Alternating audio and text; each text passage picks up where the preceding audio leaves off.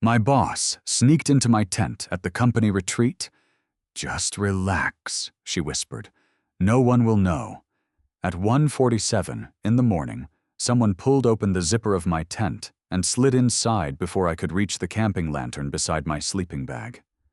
I sat up so fast I cracked my shoulder against a tent pole.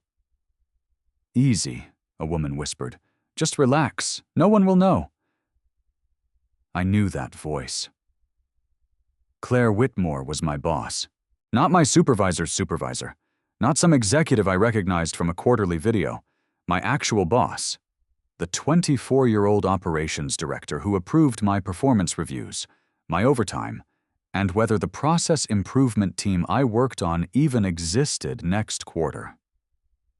And she was crouched inside my tent at a company retreat in the Colorado mountains, wearing a gray hoodie over her pajamas, breathing like she had run uphill to get there. If you've ever had one conversation change the way you saw someone forever, stay with me.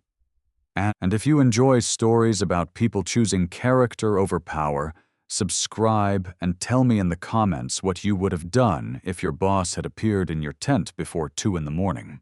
My name is Mason Reed. I was 28 then, an operations analyst for Whitmore Outdoor Systems in Denver. I spent my days finding expensive problems nobody wanted to admit existed. Late shipments, duplicate invoices, overtime patterns, maintenance delays, anything that turned into lost money if people kept pretending it was normal. I was good at the work because I had grown up in a house where there was never enough money to ignore small leaks. I had also been single for 18 months after an engagement that ended with my fiancé telling me I treated every problem like a spreadsheet and every feeling like something that could wait until after the deadline. She wasn't entirely wrong. Claire was 4 years younger than me and had been my director for 6 months. She was also the founder's niece, which meant half the company assumed she had never earned a thing in her life. I had assumed that too, until the night she climbed into my tent. "Claire," I whispered, "keep your voice down. You cannot be in here." "I know. No, I don't think you do." I reached for my phone. "There are 160 employees scattered around this campground. If one person sees you leaving my tent, I know exactly what they'll think." "Then why are you here?" She looked over her shoulder at the dark triangle of the tent opening, then pulled the zipper closed behind her. That made my stomach drop. "Open that," I said. "Mason, open it halfway." "Right now." For 1 second, she stared at me. Then she did it. Cold mountain air slipped through the opening. "Thank you," I said. Her expression changed slightly. Maybe surprise, maybe relief. "I'm not trying to trap you," she said. "I'm trying to make sure neither of us has to explain a closed tent tomorrow. That's why I came here. That sentence does not make this better." Despite everything, the corner of her mouth twitched. Then the almost smile disappeared. "Do you still have the variance report from March?" she asked. I stopped breathing for a second. That was not the question I expected. 3 months earlier, I had been assigned to compare freight expenses across our Western distribution centers. Buried inside the invoices, I found something strange. A vendor called Northline Advisory had been paid nearly $900,000 for operational continuity consulting. The problem was that nobody at the warehouses had ever met a Northline consultant. There were no project plans, no travel records, no deliverables. Just invoices approved at a level far above mine. I flagged them. 2 days later, the assignment disappeared from my queue. A week after that, Claire called me into her office and told me the review had been rescoped. She looked me straight in the eye when she said it, which somehow made the lie worse. I had never mentioned the file again. "Why are you asking me about Northline?" I said. Her eyes widened. "So you remember the name?" "Of course I remember the name." "Do you have a copy?" I hesitated. Her whisper sharpened. "Mason." No. She stared at me as if she could force the rest of the answer out by waiting. I don't take company files home, I said. I don't email them to myself. I don't put them on personal drives. I wrote down the invoice numbers in a paper notebook while I was working, because that's how I keep track of exceptions. When the review was pulled, I closed the notebook and put it in my desk. Is it still there? It should be. She sat back on her heels. For the first time, I noticed how pale she was. Why? I asked. What happened? She looked toward the opening again. My uncle knows you found Northline. Her uncle was Alan Whitmore, Chief Executive Officer, Board Chair, largest shareholder, and the kind of man who could walk through a warehouse without safety glasses while 3 managers followed behind him, pretending not to notice. How? Because he asked me tonight whether you kept personal notes. The cold air suddenly felt colder. Why would he ask you that at a retreat? Because he doesn't trust hotel rooms, offices, or phones anymore. That's comforting. I'm serious. So am I. I rubbed both hands over my face. Claire, if your uncle is worried about an analyst's notebook, this is not a conversation you should be having in my tent. This is a conversation you should be having with compliance. She laughed once without humor. He controls compliance. Then the audit committee. He chose 2 of the 3 members. Your lawyers. Which ones? The company lawyers he pays or the family lawyers he pays? I looked at her. She wrapped both arms around herself, not dramatically, just tightly, as if she had been cold for much longer than the walk across the campground. What is Northline? I asked. I don't know yet. That's not true. Her head came up. You don't sneak into an employee's tent at 1:47 in the morning because you don't know anything. She was silent. I had spent 6 months thinking Claire Whitmore was controlled because she was privileged. She never raised her voice, never swore in meetings, never contradicted her uncle in public. She wore expensive suits and had an answer ready before most people finished asking the question. I thought that was confidence. Now, sitting 3 feet from her in the dim light from my phone screen, I saw something else. Training. She had learned how to survive him. Northline is a shell, she said at last. At least I think it is. The mailing address belongs to an accounting office in Nevada. The listed managing member is a trust. The trust's registered agent used to work for my uncle. And the money? I traced some of it to a consulting fund he controls outside normal budgeting. For what? I don't know. That part, I believe. She gave me a tired look. I found something else yesterday. A draft restructuring plan. 312 jobs. Mostly warehouse and field service positions. The savings number in the proposal is almost exactly what Northline has received over 2 years. I felt my jaw tighten. So employees get cut to cover money going somewhere nobody can explain. Maybe. Claire. Maybe, she repeated. I need facts, not anger, not suspicion, facts. You sound like me. I hired you because you sound like you. That caught me off guard. She looked down at her hands. Your first week on my team, you corrected me in front of 12 people, I remember. You told me my labor efficiency target would increase injuries because the pick rate assumed no recovery time after heavy lifts.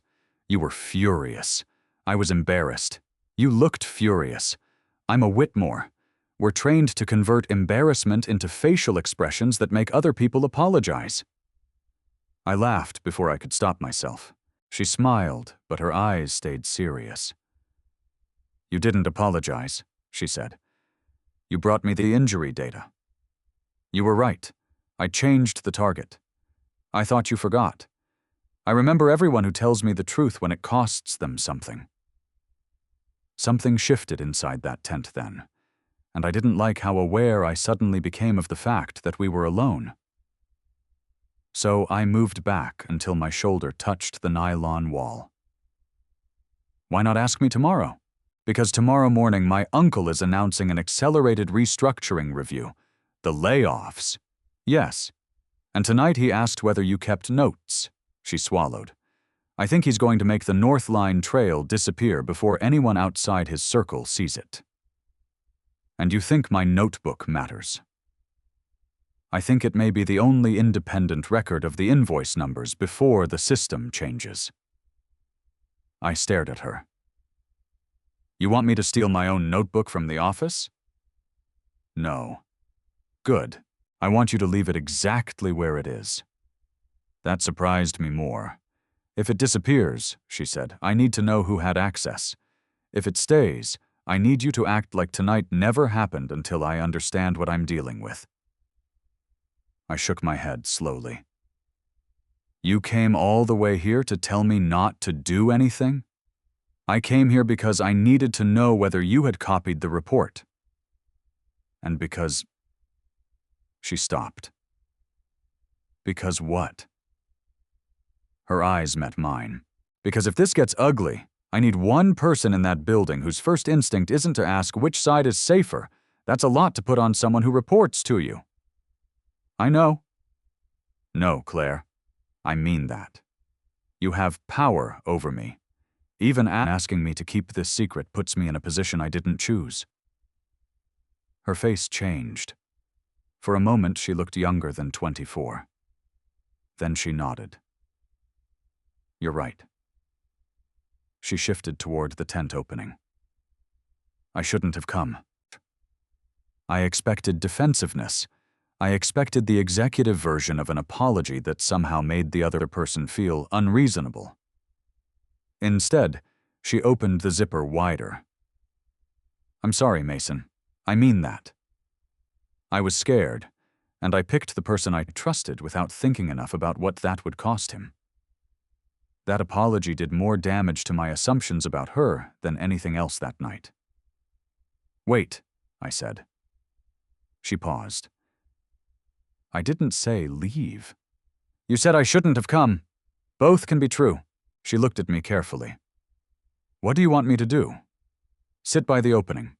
Keep it open. We talk for 10 minutes. Then you go back to your cabin before someone wakes up to use the bathroom and ruins both our careers. That small, almost smile came back.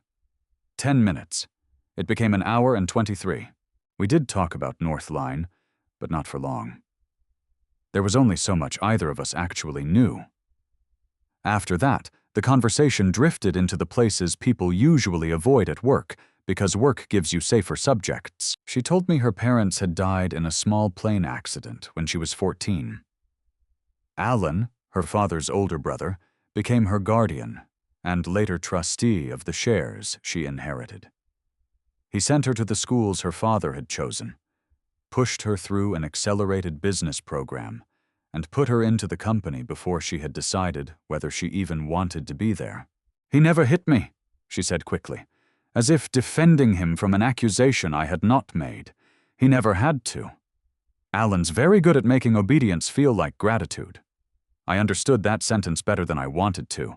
My father had been a foreman at a printing plant. He was not cruel either. He simply believed survival came from keeping your head down. When I was 16 and wanted to study architecture, he showed me tuition numbers and said, "Dreams are expensive, son." By 18, I had learned to choose the option with health insurance. I told Claire that. She stared through the tent opening at the black trees. Do you regret it? She asked. Not exactly. I regret that I made fear sound like practicality for so long. That's a very analyst answer. You asked an analyst. And the engagement? I gave her a look. You've read my file? No. You wore a ring when I first joined operations. Then you didn't. You noticed too much. It's the only reason I survive meetings with my uncle. I told her about Paige, my former fiancé, and how our relationship had ended without betrayal or shouting. We had simply become experts at postponing each other. She wanted a life that happened now. I kept promising one after the next deadline. Eventually, she stopped asking. The worst part, I said, was that there wasn't a villain. Just two decent people who kept disappointing each other. Claire looked down. Maybe I use Alan as the villain so I don't have to admit how many choices I made myself. That was the first moment I truly respected her. At 3:10, I told her she had to go. She nodded and crawled out into the cold. Before she zipped the tent closed, she looked back. If the notebook is gone Monday, don't accuse anyone. Don't confront me. Just send me a message that says, I can't find the blue pen. My notebook is black. I know. You really do notice too much. Good night, Mason. Good night, boss. She winced. For some reason, that made me smile. The next morning, Claire stood in front of 160 employees beside the lake, wearing hiking pants, a company fleece, and the expression of a woman who had definitely not spent an hour in my tent discussing fraud, fear, and failed engagements. She announced the restructuring review exactly as promised. People clapped because executives had trained them to clap after words like optimization and sustainability. I did not clap. Claire did not look at me. That was how we kept it for the rest of the retreat. We returned to Denver Sunday night. Monday at 7:15, I reached my desk before most of the floor arrived. The top drawer was unlocked. My notebook was gone. I checked twice, even though there was nowhere for it to hide. Then I opened the team messenger and typed 5 words. I can't find the blue pen. Claire read it within 30 seconds. She did not answer. At 9, 2 people from information security walked into the operations area. At 9:05, they asked me to step into a conference room. At 9:11, they told me my credentials had accessed the Northline vendor archive at 2:13 a.m. Saturday from a laptop inside the executive cabin assigned to Claire. I actually laughed. Not because it was funny, because sometimes your brain chooses the wrong sound when reality becomes too ridiculous. Is something amusing? Asked Martin Shaw, the security manager. No. I'm trying to understand how I logged into an executive cabin while I was asleep in a tent half a mile away. You attended the retreat. So did 159 other people. Your account was used. Then my account was compromised. Did you share your password?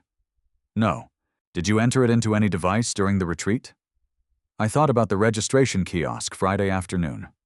Every employee had used a tablet to acknowledge the safety waiver and confirm emergency contact information. I had entered my company credentials. Yes, the check-in tablet. Martin wrote that down. Then the conference room door opened. Claire walked in with our general counsel. She looked at me once. Nothing in her face acknowledged the tent. Mason, she said, pending review, we're placing you on paid administrative leave. It felt like being punched by someone wearing gloves. I knew she had to say it. I knew there were lawyers in the room. I knew anything warmer might make things worse. Knowing did not stop the anger. Understood, I said. You'll need to surrender your badge and company laptop. I slid both across the table. The general counsel pushed a paper toward me, confirming that the leave was not a disciplinary finding. I signed it. Then Claire said, Did you remove any handwritten materials from your desk before leaving for the retreat? There it was. The question. No. Were any missing when you returned? I held her eyes. Yes. What was missing? A notebook? What color? Black. The smallest tension left her shoulders. No one else noticed. I did. I walked out carrying a cardboard box with my coffee mug, a framed photo of my parents, and the tiny metal bridge model Paige had given me when I still thought I might become an architect someday. In the elevator, anger caught up with me. I had done exactly what Claire asked. I had left the notebook. I had kept quiet. Now it was gone, my login had been used, and I was the one being escorted out. By the time I reached the lobby, I had decided the tent conversation had been a mistake. By the time I reached the parking garage, Claire was waiting beside my truck. You shouldn't be here, I said. I know. You say that a lot before doing things anyway. I deserved that. You suspended me. I followed a process that keeps the company from claiming later that I protected you. Protected me from what? Employment? Her jaw tightened. Someone used your credentials from my cabin. I heard that part. The cabin laptop wasn't mine. It was delivered by the retreat vendor and configured by internal IT. My uncle's chief of staff had access to the master list. And that proves? Nothing. Yet. I put the box in my truck bed harder than necessary. Mason, look at me. No. Mason. I turned. She had no executive armor on now. Just a navy blouse, dark trousers, and exhaustion under her eyes. I did not tell them about the tent, she said. I did tell General Counsel that I had independent reason to believe your credentials might have been misused. I demanded an outside forensic review. Alan opposed it. That opposition is now in the board record. I let that settle. You planned for this? I planned for something. Not this. My notebook, gone from your desk at 5:42 Saturday morning. The camera covering your section lost connection for 11 minutes. You checked. I started checking before breakfast. Then why not tell security? I did. They said the outage was a network fault. And you believe that? No. So what happens to me? You go home. You answer questions through the investigator. You do not access company systems. You do not contact witnesses. I laughed bitterly. Anything else, boss?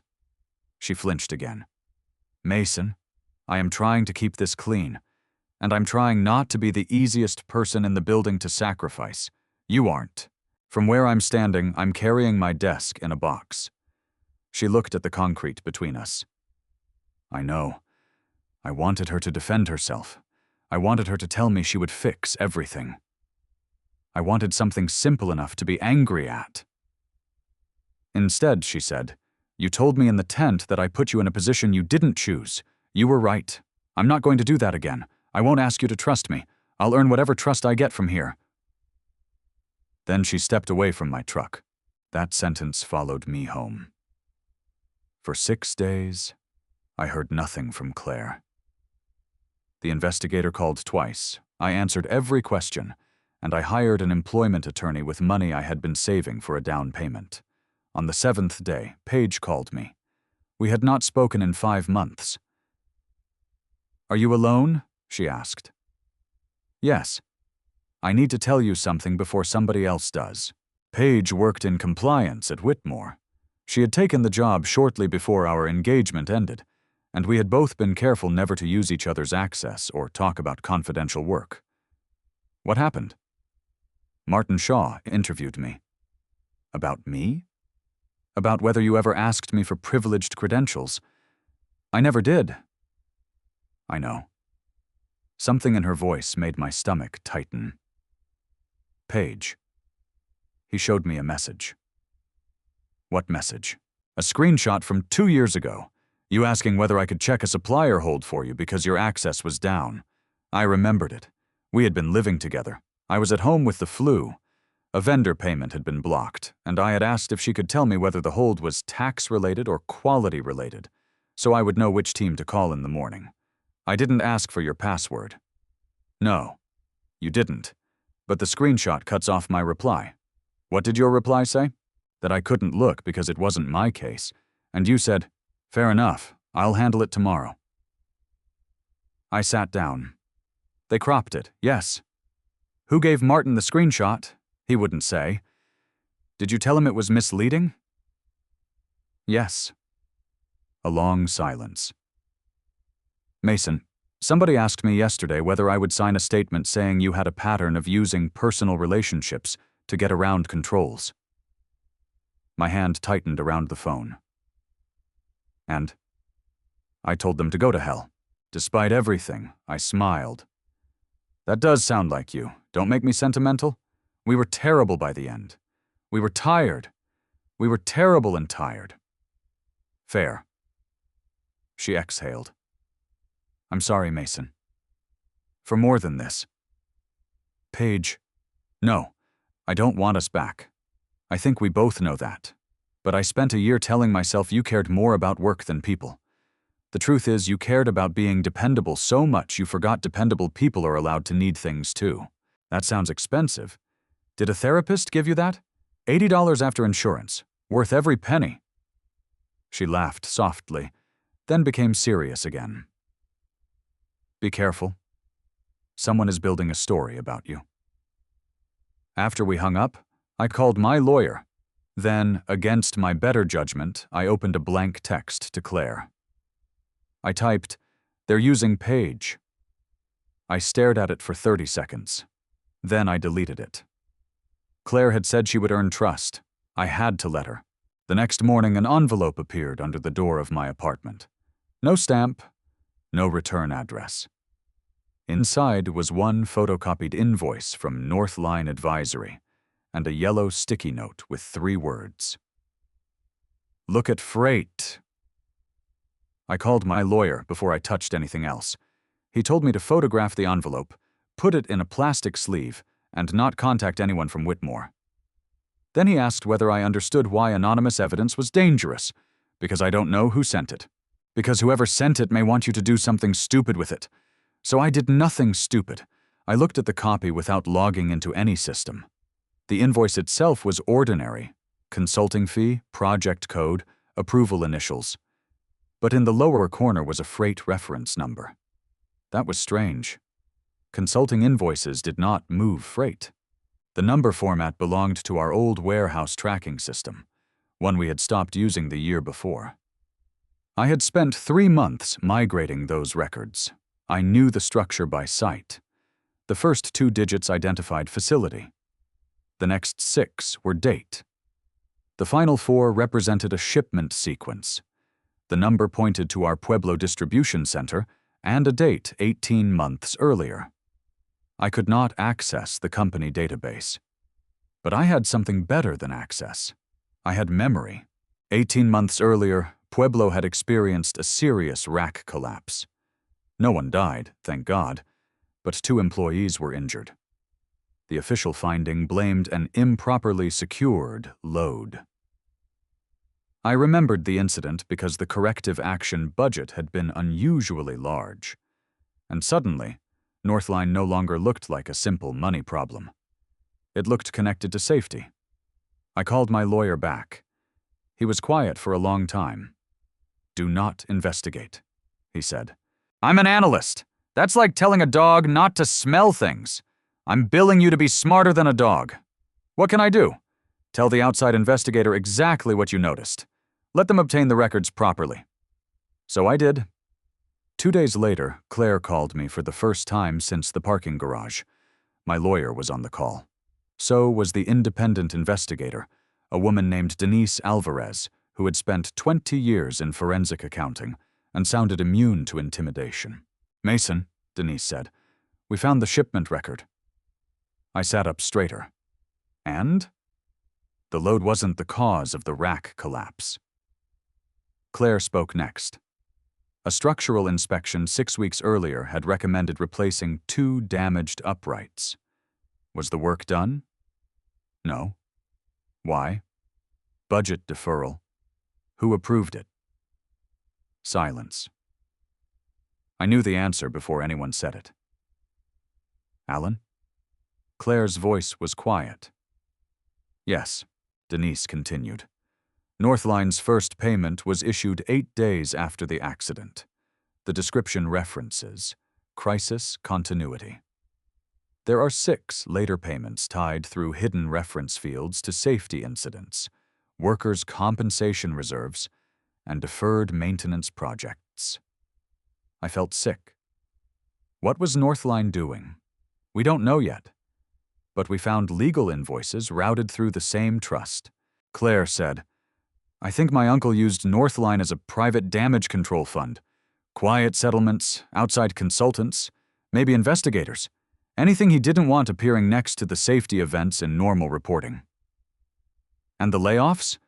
Would improve operating margin enough to hide the accumulated expense before the next financing round. There it was.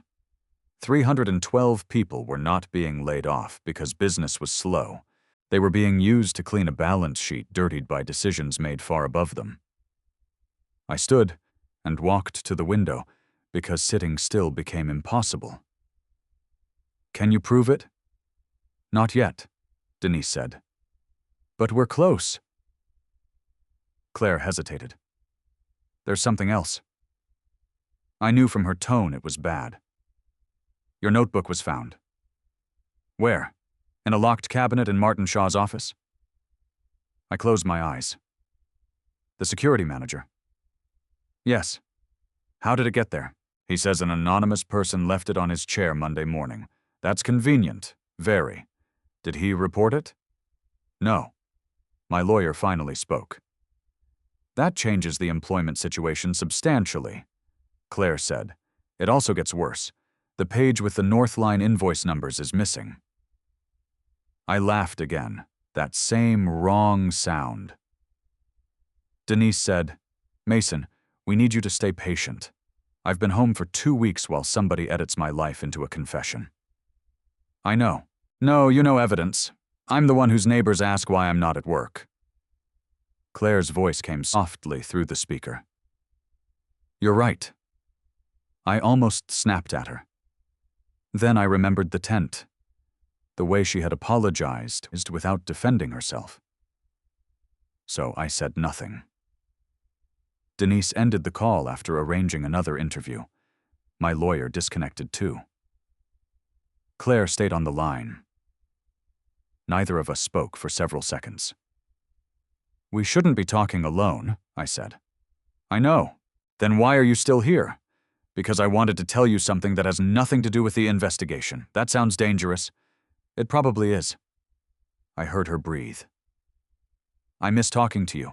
Every sensible part of me went rigid. Claire, I'm not asking you for anything. You are still my boss, I know. And I'm suspended. I know! And there is an active investigation into whether I stole information from your cabin. I know all of that. Then don't say things like that to me. The silence hurt more than I expected. You're right, she said finally. I'm sorry. This time, she ended the call first. I sat alone in my apartment afterward and realized the problem was no longer that I thought Claire Whitmore was privileged, cold, or unearned. The problem was that I had started to care what she thought of me. Worse, I cared how she was doing when I was not there to see it. That was a line I could not cross while she controlled my job. For the next 3 weeks, I focused on what I could control. My lawyer, my resume, long walks, and the old bridge model from my desk. I bought a sketchbook, and for the first time in 10 years, drew buildings again.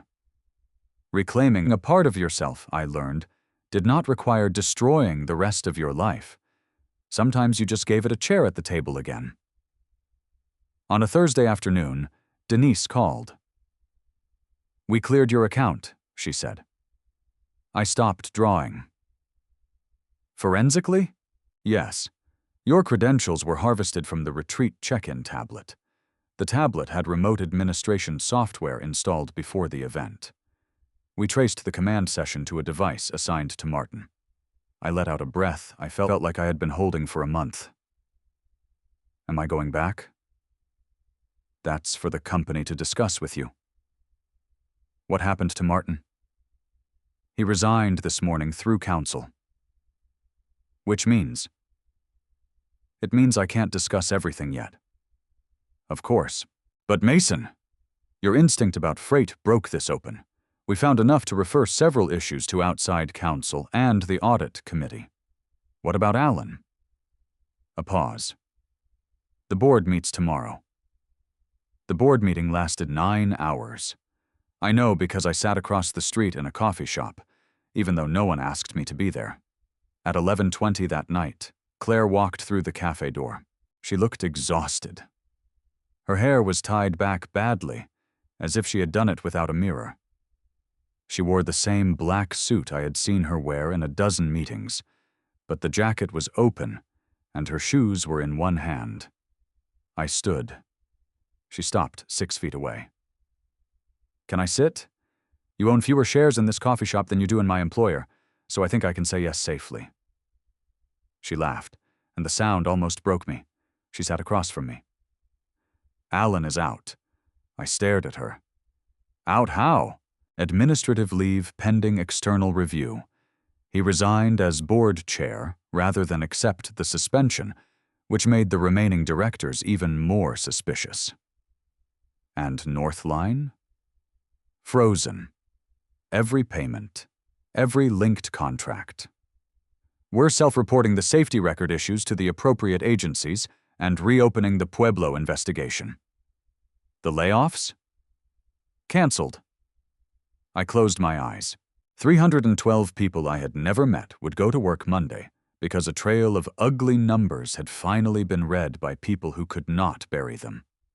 When I opened my eyes, Claire was crying silently. Not dramatically. Just tears she was too tired to stop. "I thought I would feel victorious," she said. "You just removed the man who raised you. He raised me and used me. Both can be true." She nodded. "That seems to be our phrase. What happens now?" "The board asked me to serve as interim CEO." I blinked.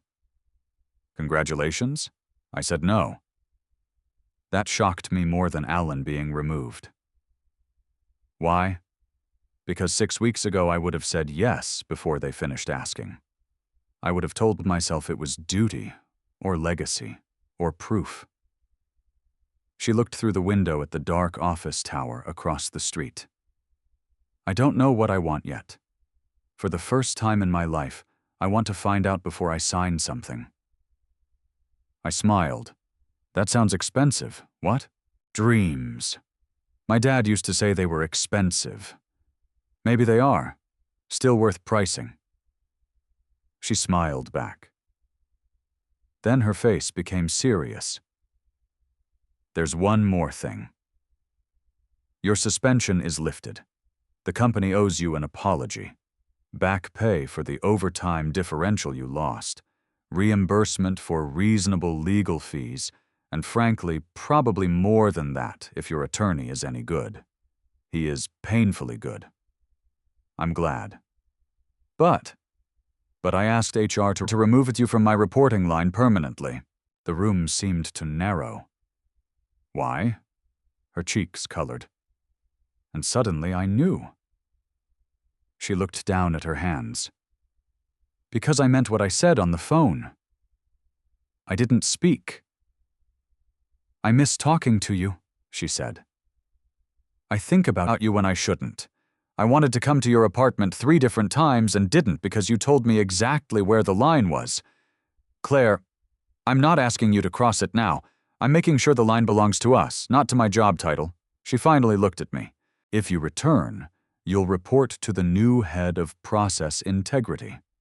Separate budget, separate review chain. I won't approve your pay, promotion, assignments, or evaluations." HR and outside counsel signed off on the structure because after everything that happened, I refuse to make you wonder whether saying no to me could cost you your livelihood. I had no clever answer. For once, I did not need one. "What if I don't return?" I asked. "Then I hope you build something beautiful somewhere else." Her eyes flicked to the sketchbook beside my coffee. I covered it automatically. She smiled. "You notice too much," I said. "I've been told." I looked at her for a long time. Then I said, "I'm not ready to date you tomorrow." Her smile vanished, but she nodded. "Okay, I'm not rejecting you." She went very still. "I'm saying I need to go back to work, see whether this new structure is real, decide whether I even want that job, and make sure what happened to us wasn't just 2 scared people creating intimacy in a crisis." She let out a slow breath. "That is the most Mason Reed answer possible." "Probably. I can live with it. You may have to. What are you proposing?"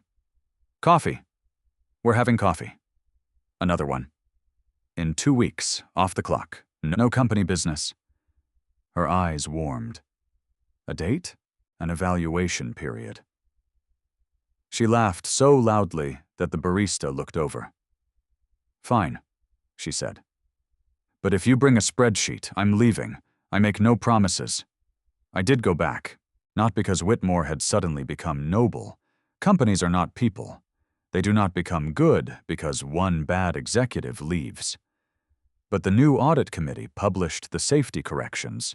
The process integrity team received independent authority. And for the first time in my career, I watched senior leaders explain a failure without blaming the lowest paid person in the room. That mattered to me. So did the fact that Claire kept her distance. For 2 weeks, she did not stop by my desk, invent meetings, or send private messages. When we crossed paths, she treated me exactly as she treated everyone else. Then, on Friday at 6, my phone buzzed. One text, coffee. No spreadsheets? I met her at a bookstore cafe nowhere near the office. We talked for 3 hours and did not mention Northline once. We talked about architecture, her secret hatred of golf, my father's terrible meatloaf, the novel she had pretended to read in college, and the fact that neither of us knew how to have an ordinary first date after beginning our story with corporate fraud in a tent. We did not kiss that night. We did on the 4th date, after Claire had formally stepped out of the interim succession process, and after I had transferred into process integrity under Denise Alvarez, who accepted a permanent role and made it clear she did not care who I dated as long as nobody corrupted her evidence chain.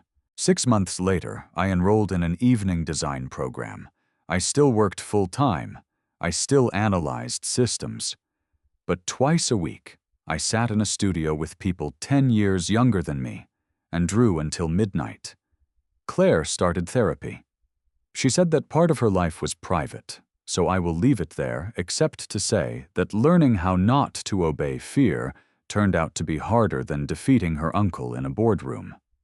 A year after the night everything began, Whitmore held another company retreat. This time, it was voluntary. That was Claire's policy. I arrived late and found her fighting with a tent pole beside the lake. "You run a $30 million division," I said. "Should I be worried that this is defeating you?" She glared at the instructions. "The instructions are hostile. They're pictures." "Exactly. Passive-aggressive pictures." I took the pole from her and fixed it. As evening settled over the mountains, employees wandered between campfires without mandatory trust exercises, leadership games, or speeches about synergy. Claire and I sat with a group from warehouse operations until almost midnight. Then we walked toward our separate tents. Separate because some lessons are worth keeping even after the danger is gone. At hers, she caught my hand. "Do you ever think about that first night?" she asked. "Every time I hear a zipper." She laughed. Then she stepped closer and lowered her voice to the same whisper that had once scared 10 years off my life. "Just relax," she said. "Everyone knows." I looked around at the open campground, at co-workers who knew we were together, at a company that had survived the truth, and at the woman who no longer needed darkness to say what she wanted. "No secrets?" I asked. "No secrets that require you to lose yourself." That was better than a promise that nothing would ever go wrong. Things go wrong. People get scared. Power tempts good people into silence. Love does not fix any of that by itself. What love can do, if you are lucky and careful, is give you one more reason to tell the truth before fear tells it for you. Claire squeezed my hand. And for the first time in my life, I did not ask what the safe choice was. I asked what the honest one was. Then I kissed her under the Colorado stars, with no closed door, no hidden deal, and no one pretending not to know. If this story stayed with you, tell me in the comments. Would you have trusted Claire after that night in the tent?